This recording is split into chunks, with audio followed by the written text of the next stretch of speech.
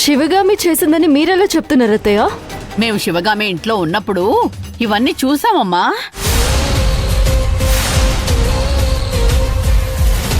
ఆమెకి ఎవరిష్టం లేదో వాళ్ళందరి మీద ఈ ప్రయోగాలు చేయిస్తూనే ఉంటుంది. చేతబడులు, బాణామతి ఇవన్నీ చేయిస్తూ ఉంటుంది. తన శత్రువుల్ని సర్వనాశనం చేసే వరకు ఆమె నిద్రపోదు. ఒక గురూజీతో తను కలిసి ఇలా చాలాసార్లు చేయించింది. ఆ గురూజీ చాలాసార్లు శివగామి ఇంటికి వచ్చాడు. నీకు తెలుసా, ఆది మీద కూడా ప్రయోగం చేశాడు. ఒక్కసారిగా బిజినెస్ చేసేవాడు దివాలా అయిపోయే పరిస్థితికొచ్చాడు. ఎన్ని ప్రమాదాలు తప్పాయో తెలుసా? ఆ దేవుడి దయ వల్ల బ్రతికి ఉన్నాడు. నువ్వివన్నీ ఏమీ పట్టించుకోకమ్మా. మా వంశాన్ని ఉద్ధరించడానికి వచ్చిన దేవతవి నువ్వు.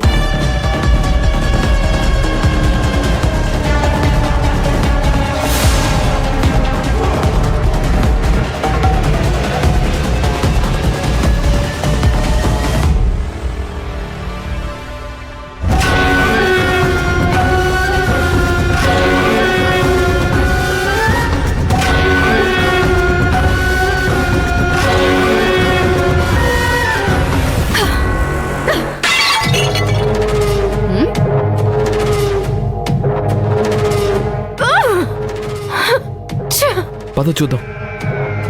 శివగామి! శిశిరా, శిశిరా ఏమైంది? Cool down Shishira. వదులు రాజ్. అమ్మా శిశిరా, నీకు శివగామి గురించి తెలీదమ్మా. నీ ఆస్తిని కొట్టేయాలని చూసింది. తన వల్ల కాలేదు. అందుకే ఇదంతా చేస్తుంది. నువ్వు నా చెల్లివి. నీకేం జరిగినా, ఏ సమస్య వచ్చినా నేను నీకు తోడుగా ఉంటాను అని ఎందుకు కపట నాటకాలు ఆడుతుంది? అరే, ఎంత నీచమైన మనిషి అది! నీకోసం ఎంతైనా త్యాగం చేస్తాను అంటుంది. వెనుక నుంచి వెన్నుపోటు పడుస్తుంది.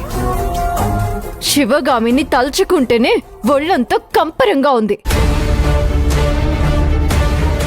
నా గురించి కొంచెం కూడా శివగామికి ఆలోచన లేదు. ఇంత ప్లాన్డ్ గా మంత్రాలతో చేతబడి చేయించింది కదా.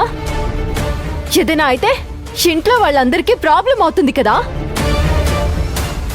నా మీద శివగామి పన్నిన కుట్రలకు మీరందరూ ఇబ్బంది పడ్డం నాకిష్టం లేదు. కమోన్ శిశిరా, ఊరుకో. ఏమీ కాదు. మనం ముందుగా జాగ్రత్త పడతాం కదా, సరిపోతుంది. లేకపోతే ఎంత ప్రమాదం జరిగేదో నాకు తెలుసు. నేను ఒకప్పుడు ఆ చేతబడికి బాధితుండే. అది ఆ శివగామి వల్లే.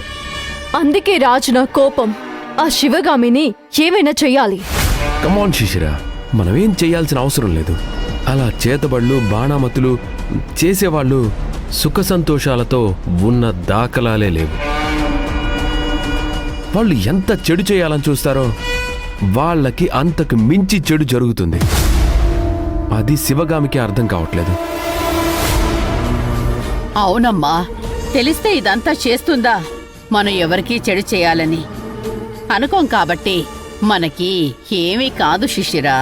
మన ఇంట్లో ప్రేమ, సంతోషం, అనురాగం, ఆప్యాయతలు నిండి ఉన్నాయి.